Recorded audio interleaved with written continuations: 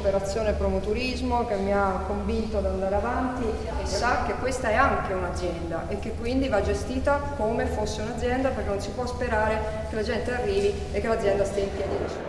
Presidente, nel suo intervento lei ha parlato quest'oggi di una missione collettiva per quanto riguarda questa struttura. Perché? Beh, perché era l'unico modo veramente per farla ripartire. Da soli non ce l'avremmo fatta, era necessario creare le condizioni di un partenariato pubblico-privato, era necessario ricreare fiducia e le parole degli operatori oggi sono state molto importanti, così credo come l'attività delle istituzioni, a partire dall'amministrazione comunale, l'amministrazione regionale, in particolare il vicepresidente e Promoturismo FVG. Quindi le persone da ringraziare sono tante, ma davvero questo è stato un lavoro fatto da molte persone, perché era estremamente complesso far ripartire questo sito. È un modo anche per fare rivivere la montagna del Friuli Venezia Giulia. Senza dubbio, noi abbiamo comunque bisogno di una filiera delle terme, quindi mettere insieme Grado e la montagna, per quanto possa sembrare strano, assolutamente invece è un nostro fiore all'occhiello che vogliamo sfruttare al meglio.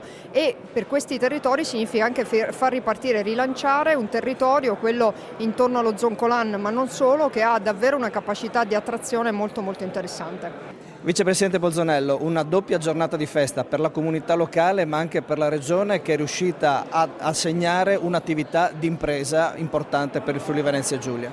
Era una sfida che molti avevano definito impossibile, invece l'abbiamo vinta grazie al contributo di tutti.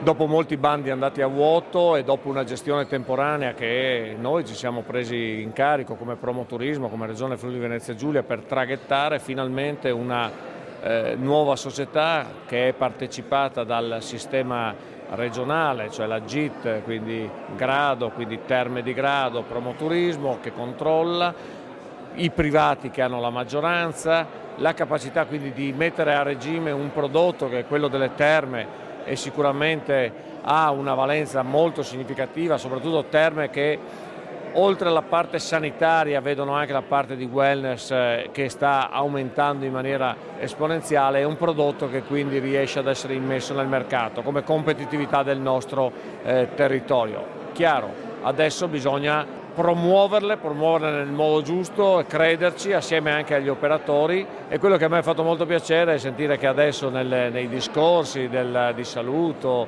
eccetera, di inaugurazione, gli imprenditori locali hanno dato la loro disponibilità a entrare in società, ad acquisire quote. Questo è il segnale che volevamo attendere. Una comunità anche economica di questa zona che non fa solo richieste di assistenza, ma che si propone come imprenditori in grado di accettare questa sfida.